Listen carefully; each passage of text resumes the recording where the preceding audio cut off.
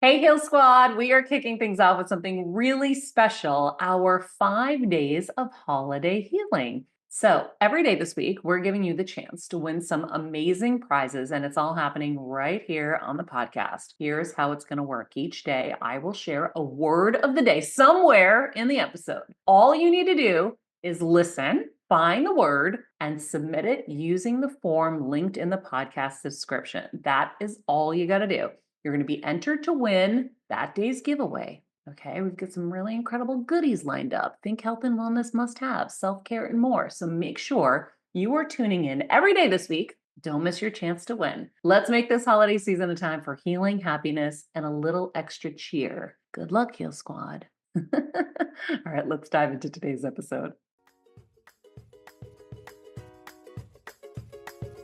All right, friends, today we have a great episode lined up for you. Like I said, I'm so excited to share this guest with you. But first, our quote of the day: take care of your body. It's the only place you have to live. That is from Jim Rohn. All right, guys, super excited to share this guest. Like I said, Jared Tavilan has been a trainer, a health coach, personal nutrition coach for the past 20 years. After training with some of the most elite movers in the world, he stepped out of the gym and developed his own approach to helping people retrain their nervous system in fun ways that help them gain strength and remain injury-free. I worked with him recently, and he did full body reflexology on me. And friends, I didn't say foot reflexology. I said full body, something I hadn't really heard of before, and that's why I knew he was perfect to bring into the show, because it's a new modality and we're always trying to learn new things. But also he had really great takeaway, really great things that made me think ever since I saw him, like, what do I need today to make me feel great, to do great things, to be great? I never thought about it like that. And so there were so many of those kind of zingers he threw at me while I was on the table. And I was like, okay, I think he's perfect to bring into the Heal Squad. So I hope you guys enjoy my conversation with Jared. So Jared, we worked together not long ago. Yeah. Days ago. And I was so inspired. I was like, okay, Heal Squad is all about bringing new modalities and sharing, different techniques and things that are out there. And I always feel like we're kind of on the cutting edge in LA. We always have the first things and then they kind of spread out. So I know you're a trainer and I know you've got nutrition and you do all that, but what we worked with was full body reflexology. Yes. And I've never heard of full body reflexology. I told you there was a guy at a Tony Robbins seminar that had created almost probably something kind of similar. It was a long time ago. I don't really remember a lot about it, but I thought reflexology was just on the feet. Yeah. And, even with Athena, I studied on charts like where digestion is so I could do it for her and help her body along, or when she's sick, I'll do her different points. But I didn't realize there was full body. So I was fascinated by this. And then we worked together, and by the end of the session, first of all, I didn't know I had a hiatal hernia. You told me I had a hiatal hernia and all this other stuff. But I remember you were touching points in the beginning and they hurt like hell. Yeah. And then after you're touching them and they don't hurt at all. And so when I see immediate results like that, I get excited. And you were working with our common friend, Brian, who does bioresonance at Sports IQ up in the Valley. And is it Thousand Oaks officially? Westlake Village? Westlake Village. I always screw it up. It's close enough. So I've been doing bioresonance with him, and he put me on a PMF bed recently where, guys, I was in so much pain and I didn't know why. My whole body was hurting. Everything was not right. And I went on this PMF bed, and by the way, and exhausted too. And within 5 minutes of getting up, I felt like a new person. Nothing hurt. All of the lower back pains, everything that was just hurting so bad was gone. And it's almost like an electrocution bed. It kind of does feel like that. Right? Yeah. And I'm like, oh, you're getting jolted for sure. I'm kind of guinea pigging myself here. I hope this is okay. And I felt amazing after. And I texted my naturopath, and she was like, okay, PMF is fine once in a blue moon here and there. You don't want to do it every day because it misinstructs your mitochondria in a sense. Like it would your body would now think it needs the PMF bed rather than relying on its own process. I was like, okay, I won't do it a lot. But you and I worked together on the body reflexology, and I felt something instantly too. So I wanted you to share a little bit about how you got into body reflexology, what it is, and kind of the benefits, and we'll go from there. Oh, great. Yeah, so I started about 15 years ago, and really my story kind of started before that because I always was fit and active. So when you looked at me, you couldn't tell that there was anything wrong, but I felt terrible inside, like being constipated or gassy or moody and grumpy.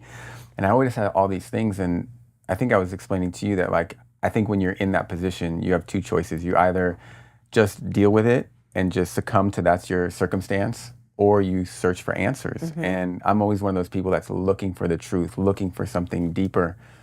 And I met a teacher, and he basically just taught me anatomy and physiology, taught me the body work. And I had the same experience. Like, when I was on the table and I was this hotshot trainer and he's pushing on me all over and I'm jumping in pain and I feel pain everywhere. And he basically was communicating that that's your body telling you that whatever you're doing is out of balance. And the way he explained everything was a very simple process to me.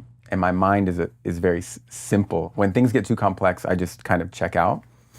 And I saw the results also in myself. And once I was able to heal things that I never was able to heal my entire life, and I realized that I have the power to do that. I just wanted to share that with people. And so for the past 15 years, I've been learning from my mentor or mentors.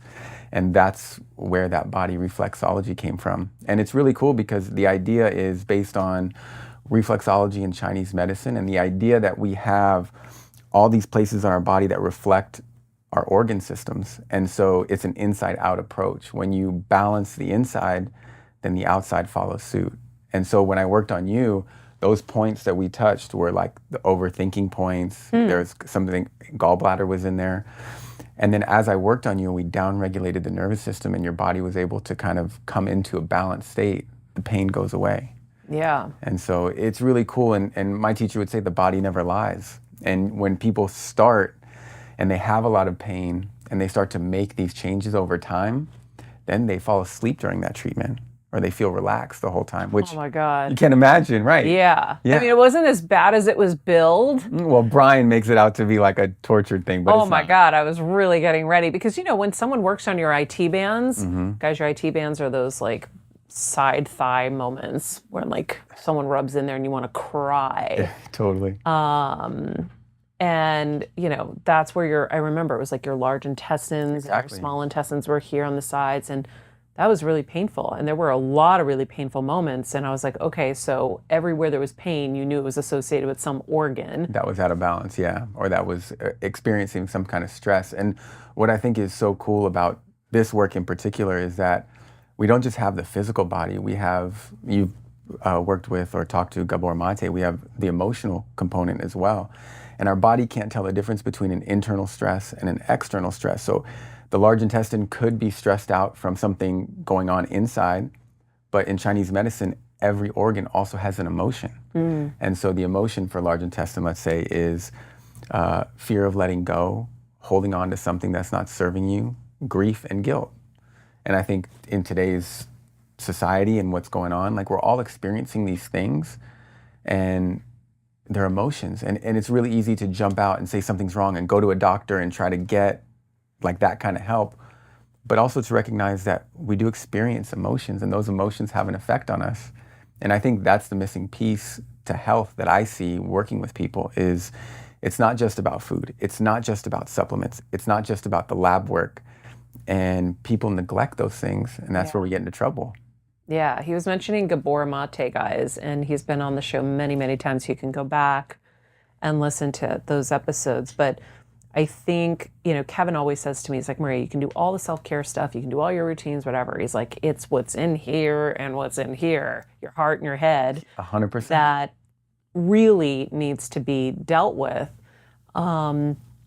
I'd love for you to kind of share which organs carry which emotions. Like I've heard the pancreas is worry. Pancreas is worry and justice. Which is like my two biggest which is probably why they had to sever my pancreas, friends. And the large intestine, like I said, was grief and guilt and fear of letting go. It's about holding on to things.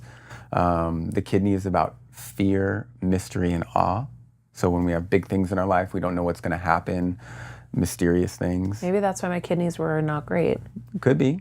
Because I'm so worried about what's coming. A lot of people right now. Yeah. And it's interesting, like in my work, when people come in, one person will come in and then I'll have an inflow of like a lot of other people dealing with the same thing. Yeah. You know, the liver is about anger. And Wow. when people get livery, they get angry and loud and moody and impatient. The gallbladder is resentment. The stomach has to do with anxiety. And so each organ. Oh my God. Yeah, each organ carries. Each organ carries its own thing. What about the small intestine? Because I have that bulge with the small intestine. What is that one? I forget. So yeah, so where yours was is the small intestine meets the large intestine, and the small intestine could be about digesting new things, like taking in new information, other people's points of view, about breaking things down and seeing a process, Yeah. stepping forward. All right, guys, it's our 5 days of holiday healing, and each day I'm sharing a word of the day. Write it down and submit it through the form in the podcast description for a chance to win some really cool stuff. Are you ready? Today's word is squad. I know when I did bioresonance with Brian recently, he's like, there's deferred grief. I think you mentioned deferred grief too. Yeah, so that's actually, so for everyone listening, like bioresonance is where Brian will use light to match the resonant frequency of whatever's going on. So basically, he'll scan your entire body, and he's looking at your organs, your systems, your cells, all the things, and he's seeing like where the imbalance is. And what's so cool about it is that it not only picks up what's there, but energetically it could see maybe what's coming. So that what's about to happen. Yeah, and it hit. And because you guys said deferred grief, and guys, like the last, like right after that, and I was like, deferred grief. I was trying to figure out what it was. I'm like, I don't have any deferred grief. I'm fine.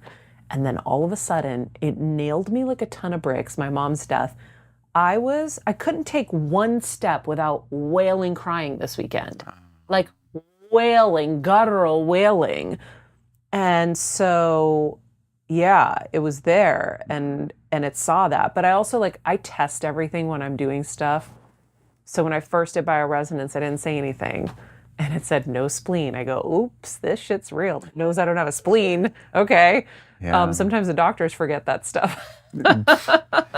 and that's what's so cool. And so it'll say on the x-ray or whatever, spleen, great, or whatever. I'm like, I don't even have one. Not there.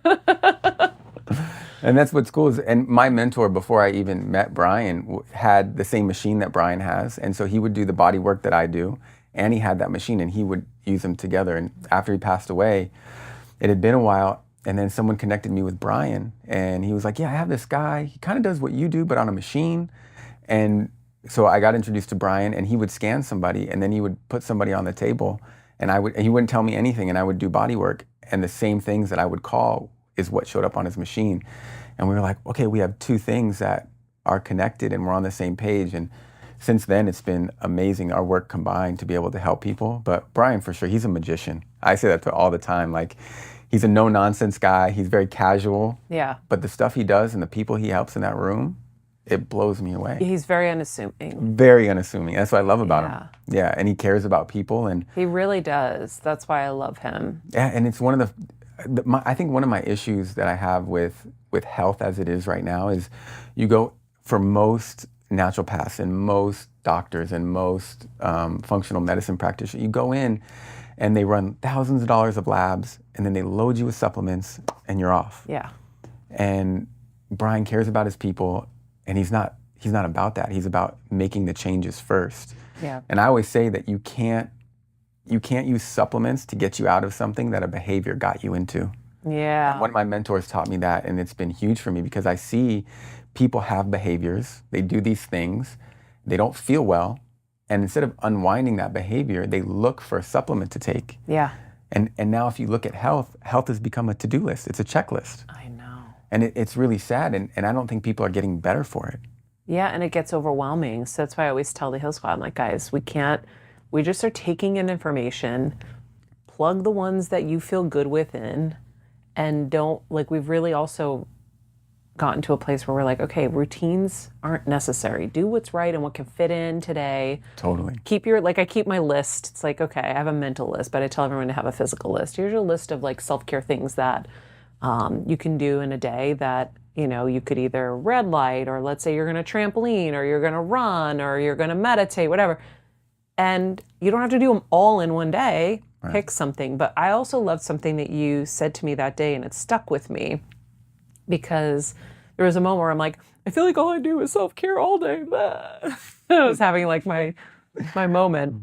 And you're like, what do you need today? Like, what is it that you need for your day? And then you figure that out. So explain that to everyone, because I thought that was really poignant. Yeah, well, like I was saying, I think that we've really like outsourced our health.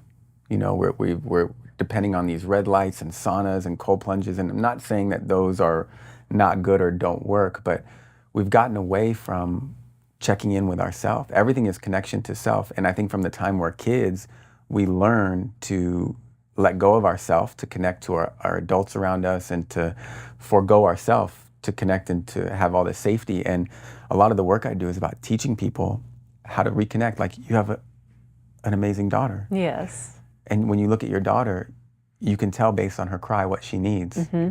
Does she need to be fed? Does she need care? Does she need to go outside? Like, you know that intuitively. And we're just bigger versions of our kids. So instead of trying to do all these things, it's like, how do I connect with myself, understand what I need? And most people these days need to slow down. Yeah. Everyone's speeding up. Everything's so fast. Back when I'm going to age myself, I'm 42, but like when I was younger, my dad would just go to work, and then he'd come home and he'd like hang out.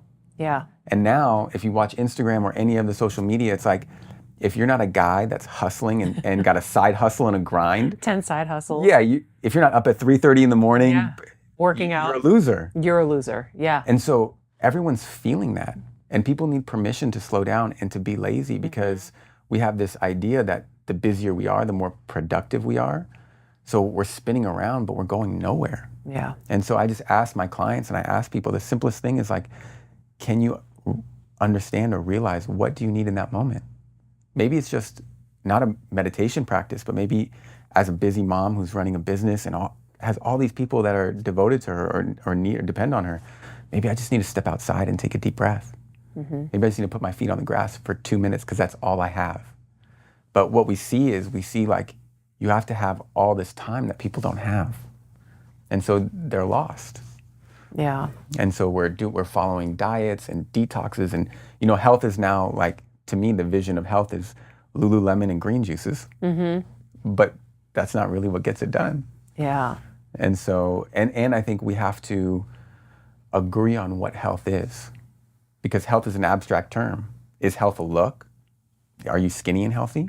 I know a lot of skinny people that are not healthy at all. If you looked at me, you would think I looked healthy, wouldn't you? Would you have known what was going on underneath? No chance. Never. No chance. Yeah. So I think we need to have these clear, defining ideas of what health is. So I have some written down if you want to talk about that. I would love that. So some things that I view when I look at people as healthy is a lack of injuries and sickness, great sleep, good digestion, healthy appearing skin, a sharp mind, strong bones, and overall sense of purpose and happiness. I think those are some. Mine is energy. That's great great energy all day. You sleep deeply and feel refreshed upon waking. You're able to maintain lean muscle mass and have a warm body. Your hair shines and your skin radiates. You feel happy, healthy libido, good digestion, and those are pretty much like some of the basic ones. Let's make an Instagram post with all those, because that's it's a lot of stuff that we don't have. And when you think about all of that, you're like, nope. Yeah. Good digestion. Finally, I think I took some enzymes that helped move a few things too, because I was like, nice. What's going on? Why do I look like I swallowed 2 basketballs? And you had said there's no digestion happening. Yeah, and that comes from, if there's an injury to the stomach, like we discussed, like the hiatal hernia, like that's could be causing a physical injury to the stomach. And then for most people, it's the stress. Yeah. So we talked about, we have these two different... Or disruptors. to the gut. Like it hit me this weekend. I'm like, oh my God, I had that parasite in the Dominican. I took ivermectin. That definitely screwed up my gut, Oh, totally. Yeah. right? So Totally. all of those things were a recipe. Yeah, and it can be either of those factors. What I see most commonly though is the nervous system response. And I think that's a piece that's missed a lot and not really talked about. Maybe it's starting because of... What does that mean? So basically we have our nervous system, and our nervous system has these two branches. And you're either in one or the other. You're in rest and digest, or you're in fight or flight. These are our two. I think I can speak for the Heal Squad. We're probably all mostly in fight or flight. Except for Dwayne. Dwayne is definitely a rest and digest person. It feels like that. Yeah. Dwayne, you're definitely, right? Yeah. So we have these two. And so the easiest way to think about it is when you're with your daughter and you're like calm and maybe you're taking a bath or relaxed, like that's rest and digest. You're getting ready for bed, things are calming down. And fight or flight is that feeling when you've had too much coffee, when you're about to be pulled over by a cop and you get that adrenaline, or you're going to get in a fight. You can feel the blood start to go. And we're supposed to be in rest and digest like 98% of our day. That's what our system is supposed to be. And our survival mechanism is fight or flight, because as hunter and gatherers, if a lion, if another tribe, if someone came into our camp, we would have to mobilize. All the blood goes away from your digestive organs into your extremities, so you can run or you can fight.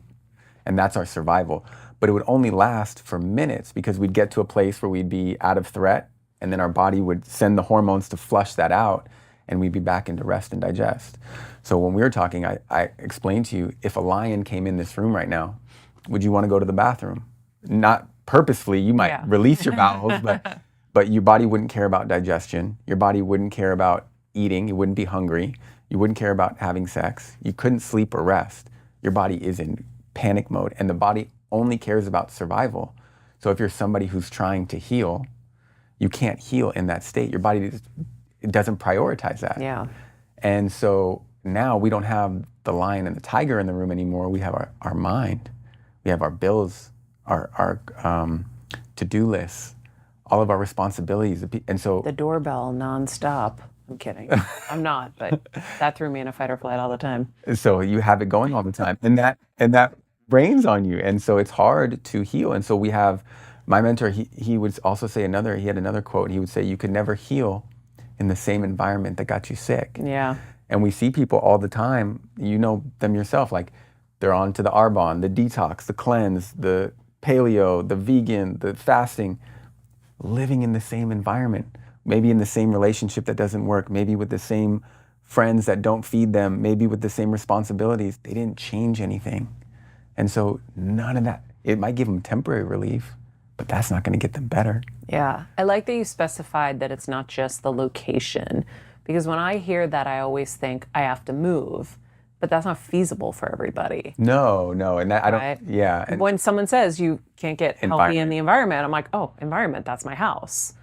But it's not just that. So I'm glad you just brought that up. thank you. And I'm glad you said that, because your environment isn't just your house. And when you think about it, this is your environment. Your headspace is your environment. And whatever you're thinking, like for a lot of people, they're thinking in that same thought process and the same thoughts. And how we perceive our environment expresses on how we feel. Oh, that's such a good reason to like really dive back into Dr. Joe's meditations. I'm doing them while I'm red lighting, but you can't go into a black space when there's red light on your eyes. But I'm just trying to at least get the energy of it with me. Oh, sorry, I'm hitting my mic. But that's what I love about Dr. Joe's meditations. Are you familiar with him? I'm not, no. Oh my God, you have to become immediately. Yeah, You're going to love him. Share it, yeah. Because he's helping you change the environment in your brain. Killer. It's not just a meditation. It's really changing your thoughts and your beliefs so you can change your personal reality. And that's a really good advertisement for why we need to be doing that. Yeah. Because I never thought about my environment inside my head like that. It's huge. I don't know, have you read, I think it's Michael Singer. He's The Untethered Soul. Oh, yeah. Yeah, and he's got I was listening to some of his stuff recently, and he has this great concept of how he's like, we're basically we feel so uncomfortable inside that instead of focusing on changing our inside, we're always trying to fix all the outside stuff to feel right so we can feel okay inside. Yeah, I'm a good fixer. And we all are. We're all trying to control every little thing. Yeah. And it made sense that, like, instead of, for me, trying to make sure, like, my job is the right way, my kid acts the right way, all these things, I just need to be better about being okay with how things are. And if I can focus there, then it won't matter so much. And so for me, that was changing my environment. Like, how do I be okay with things not being okay? Ooh. That's hard. How did you do it? I don't know. I'm still working on it. How do you be okay with things not being okay? I don't know how to do that. For me right now, my practice is to, like, recognize, so it's to ask the question of, why do I feel that way? Instead of, like, if somebody does something, so let's say I'm seeing a girl and she doesn't call back when I want her to call back, or whatever, or does she like me or not? I start to go inside and say, like, why do I feel that way about that? Oh, I need her attention because I feel not, you know what I mean? So I'm changing the dialogue instead of the sole focus being on that. And that's really helped me. And we're all a work in progress. You know, I don't want to be up here thinking like I got it down, because I have a kid and I'm teaching him and I'm teaching myself at the same time, which is an amazing thing about being a parent that I didn't realize is, like, you get to do it all over again. How old is your? He's 7. 7. Yeah. We're going to talk about more of this in a second, but I do have to share some of the people who help us get to be here every single day. And thank you, friends, for not fast forwarding through this, because we won't be able to do this if you do. Love you guys. Macy's, has been a big supporter of this show for such a long time. Summer's almost here. I am excited to start thinking about where I'm going to go later in the summer. Hopefully Greece, I'm hoping. Which means I'm sure I will need a few essentials from Macy's for the perfect wardrobe for that trip. But if you guys have any upcoming vacation plans or various summer events, Macy's has what you need. You can start getting your summer wardrobe together now by heading over to Macys.com or in store for anything like summer dresses, wedges, or handbags. If you need some inspo, you can obviously check out my wish list where I personally curate my favorite things. We will put that in the description of this podcast. Let me know what you guys end up with. Meanwhile, Jared, have you ever tried wonderful pistachios? I have not, but I would love to try some. I have some in my bag. There's only a few left. But you know what? You lick your fingers with the sweet chili and you put them back in. They sound delicious. I won't share, but sweet chili ones are my favorite. Anyhow, they're a staple in our house. We keep them in our travel bags. We keep them in the cars because they don't melt, which is really nice. And they're packed with protein. So each 1 ounce serving has 6 grams of protein, giving you, tons of protein when you are in need. And so I also put the salt and vinegar ones in my salad. Oh, that sounds which good. are amazing little crunch. That was just my newest invention. Anyway, if you guys are looking for a great snack, visit wonderfulpistachios.com. Let me know your favorite flavor. Okay, so we've talked about what you need today. We've talked about the nervous system being key to health. Being fit isn't necessarily... Yep, just because you're fit, you're not healthy. Yeah, one of the things we haven't talked about yet that we were talking about and dealt with in our session was a hiatal hernia. Yeah. And your mentor started this whole program, I thought, based on a hiatal hernia, right? Because he wrote that book. Yeah, he wrote the book, and he was around. I mean, he had been around for 40 or 50 years. He started in Santa Barbara. He started as a mechanical engineer and just started to see the connection between physics and the body and put it together. And a huge majority of his practice was seeing people with a hiatal hernia. And we would have clinic where people would come in and we would just work on people all day and try to see and it would be amazing how different pain profiles would come in. It could be someone's tooth, it could be this, it could be that. And it all stemmed back to a hiatal hernia. And how did he prove that? He would do muscle testing. Okay. And based on muscle testing, he'd be able to see what was going on. And one of the things that's important for us is we can't diagnose. So we could never say that you have a hiatal hernia because that would be practicing medicine. So we could say that you have the symptoms of what somebody who has a hiatal hernia would have. Okay. And then the person could go get checked by their doctor. And a lot of times people would. And how do you find that? With an MRI or a they CT would do scan? an endoscopy. Oh, it was an endoscopy. Yeah, so they would go in and check. And to me, it's fascinating because a lot of people would have a hiatal hernia. And they would go to their doctor and they would get the endoscopy, and they would have one, and their doctor would just kind of fly over it. And they would be the people that, were thought of as hypochondriacs. Like they'd have all this pain and discomfort and bloating, and no one could figure out why. And my teacher, put it back to that being a part of it. And when you think about it, the stomach is the most upstream organ in the body. And what does that mean? That means that everything starts in the stomach. Like that's the most like everything starts in terms of your food goes digestion, yeah. Has to be broken down for it to then go and filter to all the places. And digestion is a timely process. So it happens at certain times along the way, and it's related to a pH. So everything has to be in order. And if it's not, then the food can rot. And when it rots, that's when you have a lot of issues downstream. And people who are constipated, I think I was explaining to you, so our body breaks our food down in our stomach, and then it takes it into the small intestine, and then it takes it into the large intestine, and then eventually it goes out as poop. And when it's in the large intestine, the job of the large intestine is to take that poop and then to reabsorb any last bit of minerals or water to use, because our system is an efficient system. Mm-hmm. And if the food stays in there long enough, then it can rot or it can cause harm. People get backed up, and when they get constipated, they get tired, they get lethargic, and then that puts pressure on the liver.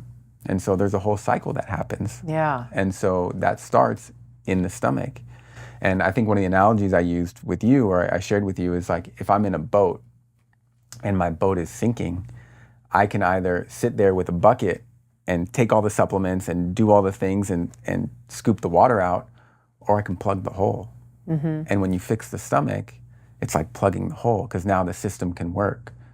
And so when that stomach is injured, as in a hiatal hernia, it produces less enzymes, less stomach acid, so it's harder to break down your food. And so what I see with a lot of people, this is just kind of take it a little bit further, is when people have digestive issues, they immediately will do something, which I totally understand. They're looking for answers. So people will go towards veganism or vegetarianism because meat is hard to break down. Yeah. But the issue is not the food, it's the system. So if you fix your system, then you can break those foods down. They're no longer harmful or feel difficult on the body. Yeah. So another analogy that I got from one of my mentors was, if I put $1 in a machine and it gives me 3/4, is it the dollar's fault or the machine's fault? Because everyone wants to blame food, everyone wants to blame something, but really it's the system. And so when we fix the system, when we regulate the nervous system, everything starts to work smoothly again. And I think going back to health, we've outsourced everything, and we've been taught that our food is toxic and that our body is broken. And that's a really powerful... Food is toxic though, right? Some places, and some foods, yes, for sure. But I have plenty of clients that don't take a supplement at all and are thriving. Yeah. But we have this belief, if you're in the health field, I need to have my multivitamin, I need to take my omega-3s, I need to take this, I need to take vitamin D. We've lost the belief in our body to do what it needs to do. Yeah, that's the part I think that's hard, is because we went from outsourcing it to like pharmacy stuff to supplements, right, that are safer, but we're still not figuring out the solution. Correct. And I think that's a really good distinction. So how do we get to the solution? Because the problem is everyone's overwhelmed. We have so much work. We have to pay bills. Inflation is insane. That's why it's so hard for people to regulate their nervous system. So then it goes back to, what's your definition of health? And it goes back to like, what do you want your life to be? Do you want it to be the 50 side hustles, right? Because that's what's leading you to have a disrupted nervous system. So we have to calm that process down. But yeah, it's very challenging. It is. And I think there's this guy who wrote a book. His name is, I think it's Ramit Sethi. It's about finance. And it's called I Will Teach You to Be Rich. And what I like about just one topic in his book is he says, your version of rich is different than my version of rich. You know, mine could be all the amenities and the car and yours could be just taking your family out to a nice dinner and going on vacation. So we all have these different versions of what rich is. And I like that. And in our life, we all have these different versions of what makes us happy and what we need. And I think instead of looking at the Instagram influencer and seeing what she or he is doing, that might not be my version of what I need. Yeah. And so what I always say is like, we have to look back at how we got to where we are in order to move forward. So what we do now is, let's say you have an ailment, you just where you're at and you go searching and you take the next thing and do the next thing, but you don't reflect on how did you get to this point? What were your traumas to get here?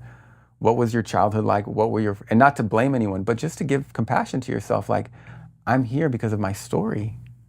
And so like, okay, that's why I'm here. And now I can change that story moving forward. Yeah. And I think that's where it starts, is like, again, going back to what do I need? I can't heal the world. I can heal myself. And then by being a brighter light, that can begin to heal the world. Yeah. But I have to go back. So like, yeah, it's overwhelming right now, the world. But I got to start in my house. I got to start in my body, and I got to start looking. So I ask people all the time, like, look at your friendships, look at your responsibilities, and look at all the things you say yes to. Where are you overextended, and where can you start saying no? Because we don't need to add more things, we need to take away things. Yeah. And I think that's where it starts for most people. It's like, how many friendships do you have that don't really feed you? Or how many responsibilities do you say yes because you feel bad if you say yes? Start there. If I have a plate and I go to a buffet, I can only put so many things on my plate before it overflows. Mm-hmm. It's the same in life. And we just continue to put stuff on that plate, say yes to everybody and do all the things. And then we've lost our boundaries. Yeah. I think boundaries are so important. I had to lay some boundaries down recently. I was like, wait. And it's weird because it was with, somebody that, you respect and whatever. And I was like, but I don't have time. I really don't have time to even call my best friends at this point. Like, so I can't now because I feel guilty because you're asking me and you're somebody I'm supposed to, respect, and I just can't. Yeah. And I protected it. And it was such a cool feeling to Good for you. That's huge. No, I can't actually. Because at first I was like, okay, yeah. And then I'm like, wait, what am I doing? Yeah. No, I can't. Mm-hmm. But I think the other part you were saying that's interesting is, what got us here. And now usually what got us here, we weren't in control of. And now we have to recognize it's, big Maria. It's not little Maria who was not in control, and everybody else was in charge of the dynamics in the house and all of that. Now I'm in charge of my dynamic. Yeah. I'm in charge of my life moving forward. So what do I want? I think it's such a good exercise for all of us to sit down and write, what do I need to make me happy each day? What is it? Is it going and getting your latte in the morning? And if it is, then ritualize that and make it so that it's not something that is now just a chore. Remember, that's the thing that you love. Like, right. What is it that's going to make you happy every day? That's how I was kind of starting to process this. Because I was like, okay, I know I'm happiest when I can wake up, I can feed Athena, I can go out into the sunrise, I can do my stretches and soak in nature, and then I'm good. I'm full. I'm ready. But we also need to sit down and write, what do we really need in life? Yeah. So that we're not just pulled in every direction of, oh my God, this person on Instagram says you need this, and that person over here has that. What do you really need? Like, I know what I really need. I know I need to travel well. I'm too old. I've got too much shit. I want to travel like a queen. As you should. Whatever that means to me, yeah. That means to me. I want to travel the best way I can. I don't care about fancy dinners. I don't. I am totally comfortable like either cooking at home or eating pretty simply out. I don't need all of that. I don't need extravagant gifts and things like that. Yeah. So it's like you have to really think, what do you want? What do you need? And kind of write it out so you can remember it, because we're so quick to forget. And I know I've gone down so many rabbit holes. I'm like, wait, this isn't even me. I don't even care. Why am I, wait, what? What's happened? And usually it takes a brick from the sky, an illness, to like stop you and be like, wait, I've been wearing workaholism as a badge of honor. That's not my nature. Yeah. I don't care about all of this. Why am I chasing so much? So When did you realize that? after the brain tumor. Okay. Yeah, because I was like, okay, I was so like, if they can do it, I can do it. If they can work 20 hours a day, I can do it.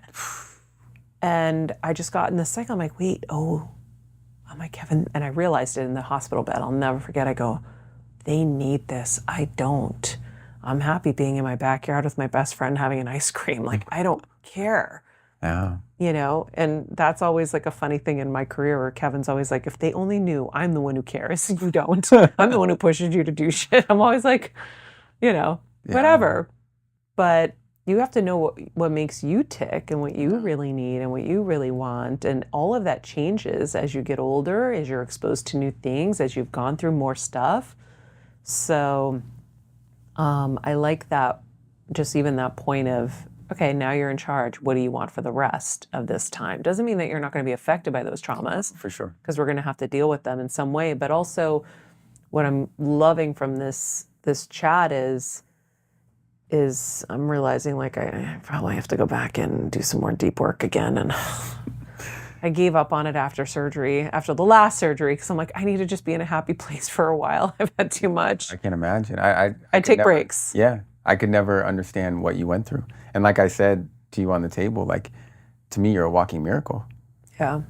Truly. Like, all the things you've been through, and to still have the joy and the attitude that you have, I think it would crush 99% of the people out there. Yeah. It's an inspiration to a lot. You. And what's cool that I'm hearing in your story also is that, like, once you had that awareness after the tumor of like understanding, like, oh, I don't need that, they need that, you can never undo that. No. Like, that stays with you. You shine the light on it, right? Like, now and that's powerful. Yeah. And so I think to me, that's health. Yeah. That's it.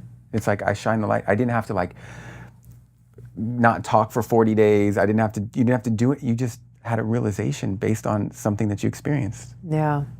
Simple. Yeah, there's a lot of thinking that goes on when you are struck with so many things. Yeah. And, you know, I definitely have a strong kind of system. I'm strong. I didn't realize I was strong until I went through some of this stuff. And I have a good support system, but at the same time, it doesn't mean I didn't get knocked on my knees. I wasn't devastated. I wasn't crushed. It doesn't mean even as of recently, when I came back from the DR and I had a parasite and things just weren't right. And I was like, wait, I did all this work and now I'm not right. Like, I got really like sad. I'm like, how is this going to be another journey? And this is just so hard. So I get, tired too and defeated sometimes. Like, I was defeated recently and I remember praying, being like, God, please.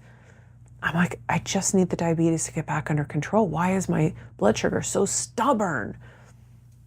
And then just in the last couple of days, since you guys, everything is stabilized, blood sugars are more normal. And I'm like, okay, thank you, God. Okay, good, we're good. Thank you to both of you too.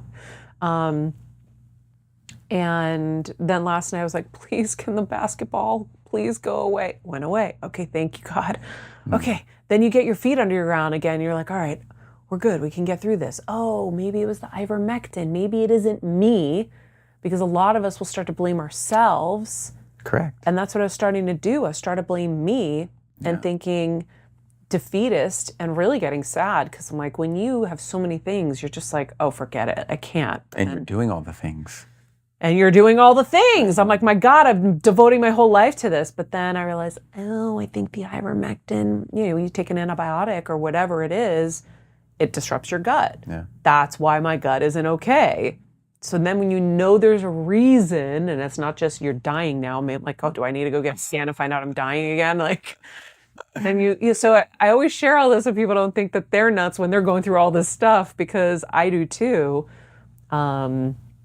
you know, I just am such an investigator. I'm always hunting for answers because I want to know why. Yeah. And I think, you know, now it reminds me back to our session. One of the things that we also talked about was your normal is not another person's normal. Yes, I and love that this. and that is so important because, like I said, my grandfather had diabetes. He had a hiatal hernia, and he had other things going on. My mom was an alcoholic who had her things going. So like now, and I had a hiatal hernia for sure. My normal, I can't compare myself to Brian. You know, like when I was young and I'd go out with my friends, they could day drink and then they would transition to the night. Like if I had a couple of drinks during the day, I'm asleep for the rest of the evening. Yeah. You know, and so me on my best day might not be as good as Brian on his worst day. Mm-hmm. You know, and so we're always looking outside, comparing ourselves to other people.